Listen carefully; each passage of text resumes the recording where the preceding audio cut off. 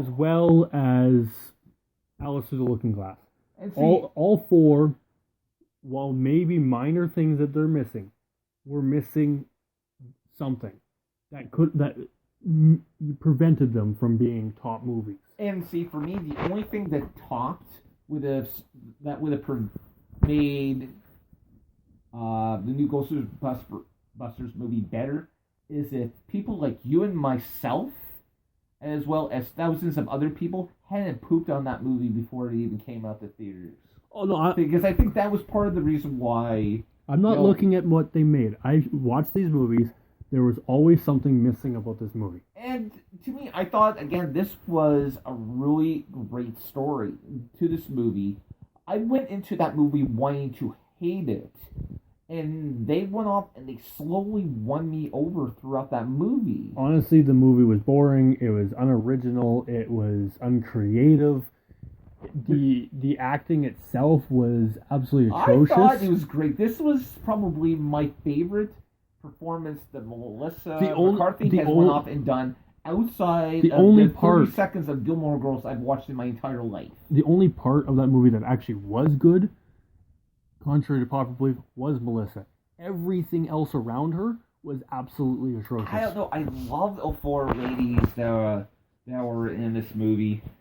If there was anything that I didn't necessarily like was the villain in this.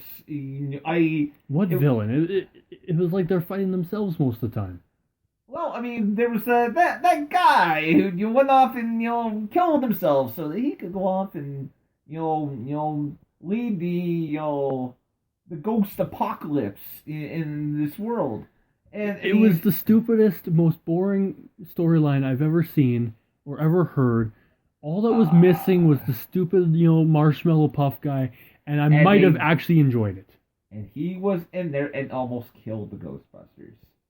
So, I mean, the fact that he was a balloon is another story. But I'm not willing to go off and poop on that movie. It was better to me. The third movie that for me that I went off and saw, and I really wanted to love it. It was the complete opposite, reaction I had with Ghostbusters, and that was Independence Day Resurgence. I wanted to go into this movie and love it, even though it didn't have Will Smith, and I didn't like it. And I like Jeff Goldblum in it. To me, it did just enough to stay out of the bottom. Oh God! Just enough. It was just. I mean, they went off and they took the cheese factor that was in the original Independence Day, and they went off and they multiplied it by 1,000, and it just took away from it so much. And I sat there and I thought, oh my God, this is terrible. This is, and I was like, I looked at this and, I mean, again, there were some performances in it that I really enjoyed. I mean, some of the actors and actresses that they brought back from the original movie. I mean, when they were on the screen, it was great. I mean, it was great. I laughed because these characters I enjoyed, but the story was just absolutely terrible. Unfortunately, this has been a great episode, but we're gonna have to end this, unfortunately. Man, we can't go over. Come on, this is the last episode. We're already about 10 minutes over. Oh, are we really? So we are unfortunately going to have to start. Wow, look at that! To start wrapping this up. So we'll do our shameless plugs. Obviously, it's been a really sad year for celebrities, but a really good year for movies. And there's going to be some great movies coming out next year. Spider-Man: Homecoming, Transformers, Guardians of the Galaxy Volume 2. Oh man, Baby Groot. Baby Groot. I'm gonna get a Baby Groot tattoo on my back, and that's pretty much Well, I mean, and there's movies that at least we can kind of cross our fingers and hope are gonna be good, like Justice League. There was. The jury's still out on that one. When they take a 2-part movie and they put it back to like 1 part, I'm a little worried. That's actually like when they go off and do that, because sometimes when you try to stretch stories out to make like 2 or 3 I think when it comes to Justice League, I would sit for 2. Just because it's about time we have an Aquaman that is actually not girly. Yeah. And I can't think of any movies off the top of my head, but that is a great segue. So you know what, guys? You can go off and you can follow us on Twitter. You can follow me at Real CAPT Fizz, so at Real Captain Fizz. You can follow me, That Mask Guy, at That Mask Guy. Follow the show at FizzMask Show. You can go to our website, www.fizzmaskshow.com. Thank you. We have the first 53 episodes of the podcast up there.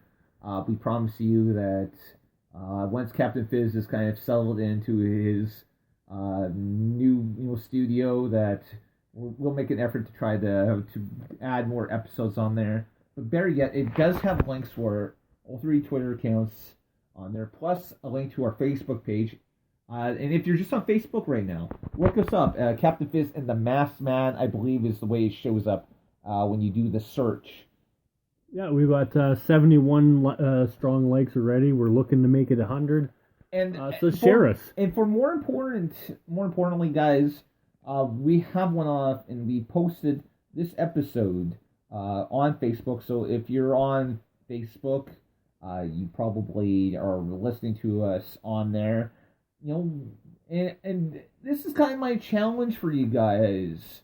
For this week, find the show on Facebook, and I want you guys to go off and list not only what your favorite, maybe what was your favorite movie, for 2016. What was your least favorite movie of 2016? More importantly, what are you looking forward to in 2017? I challenge you guys. No, I damn well dare you to go off and go on our Facebook page and tell us what you guys think. And to kind of finish this up, 2016 has not necessarily been a great year. It's maybe globally speaking, it's been a terrible year, but 2017 is going to be a much better year. And anyone who says otherwise, I'm threatening you now. I'm going to punch you in the throat. And make sure you follow the Facebook group, because we will be posting great news of this upcoming year. We got a lot of things we're sitting on that we can't quite say yet. You say. One thing I'm kind of, I'd like to really to do, and is I'd love to do at least one episode where we're completely live, doing like a Facebook chatter, while we're doing an episode. We have a bucket list of things we're doing. It's going to be a great year. We've got a lot of, as I said, we've got a lot of things planned, a lot of things that will be happening. Keep May open. May 27th, 28th, there is a brand new fan convention here in Winnipeg. It's called Fan Quest. We've been posting a lot about it on our Facebook group. You definitely have to check them out. They're worth looking at.